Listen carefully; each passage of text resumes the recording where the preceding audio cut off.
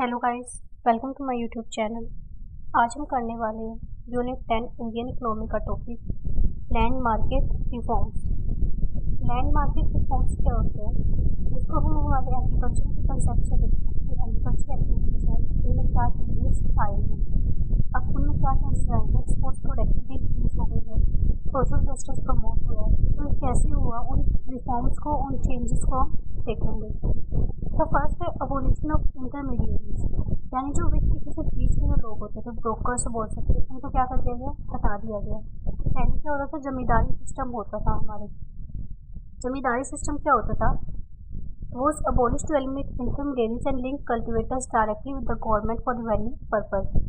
अब जमींदारी सिस्टम में क्या था कि गवर्नमेंट क्या करती थी, जमींदार को बोल देती थी कि आप फार्मर से जो है रेंट लो और फिर हमें वो भेजो। अब जमींदारी सिस्टम को हटा के डायरेक्ट सिस्टम ला दिया गया कि जो फार्मर से डायरेक्ट किसानों को क्या देंगे, टैक्स देंगे अपनी लैंड का। तो this transfer land ownership from landlords to actual tillers. तो इससे क्या हो, जो ओनरशिप थी लैंड की, वो किससे ट्रांसफर होगी, फ्रॉम लैंडलॉर्ड्स टू एक्चुअल टीलर्स, कि जो उसको खेती करते हैं उसके पास ही क्या होगी, अब अधिकार चला गया। तो इससे क्या हुआ कि 63 मिलियन हेक्टेयर्स जो है वो डायरेक्ट कंट्रोल में आ गए, क्योंकि पहले जो है वो कंट्रोल में नहीं आते थे और बहुत ज़्यादा रेंट जो है वो लोगों से, जो किसान होते हैं उनसे लिया जाता था। सेकंड है टीनेंसी रिफॉर्म्स। टीनेंसी रिफॉर्म्स में क्या है, these measures provided security to tenants. Tenants कौन होते हैं, जो खेती कर रहे हैं उस जगह पे, वो एक्चुअल ओनर नहीं होते जो, बट वो खेती कर रहे हैं, उनको हम टीनेंट्स बोलते हैं। Regulated rent and give tenants right to purchase the land they टीन। टीनेंसी रिफॉर्म्स में क्या था, जो भी टीनेंट्स होते, जो किसान होते थे, उनको ये राइट दिया गया कि आप जब तक खेती कर रहे हो आप इसको कर सकते हो। उसको राइट जो है टीनेंट को दे दिया गया। पहले जो ये राइट जो है वो लैंड ओनर के पास ही होता था, बट अब किसको दे दिया गया, जो वहाँ पर खेती कर रहे हो टीनेंट्स को। Laws were strengthened to prevent arbitrary evictions and encourage long-term investment in land productivity।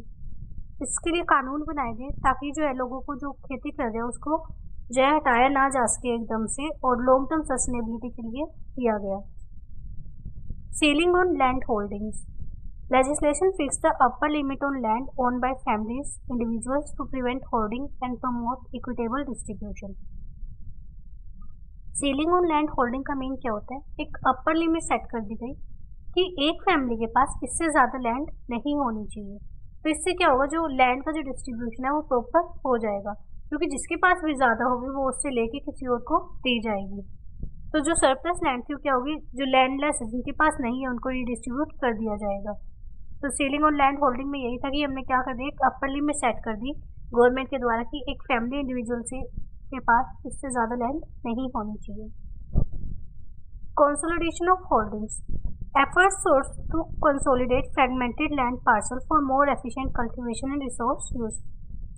कि कंसोलिडेशन क्या होते हैं, एफर्ट्स किए गए कि जो लैंड है अलग अलग पार्ट में जो बटी हुई है उनको एक जगह इकट्ठा किया जाए ताकि रिसोर्सेज का अच्छे से यूज़ हो सके। क्योंकि पहले क्या होती थी, लैंड छोटे छोटे टुकड़ों में बटी हुई होती थी, तो उनको क्या कर दिया गया, एक कंबाइन कर दिया गया। चैलेंजेस क्या आए, इम्प्लीमेंटेशन में चैलेंजेस आए कि हम जो है रिकॉर्ड्स में क्या कर देते थे, मैनिपुलेट कर देते थे। कहीं ना कहीं लीगल लूप होल्स भी थे, कानून इतने अच्छे से नहीं बने हुए थे, लोग अभी भी बच जाते थे।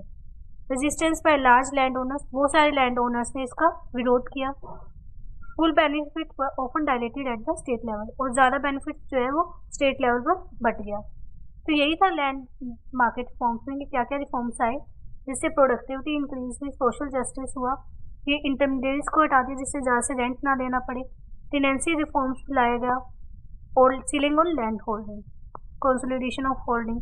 तो ये मेजर जो है 4 जो चेंजेस लाए गए थे लैंड पे। Thank you.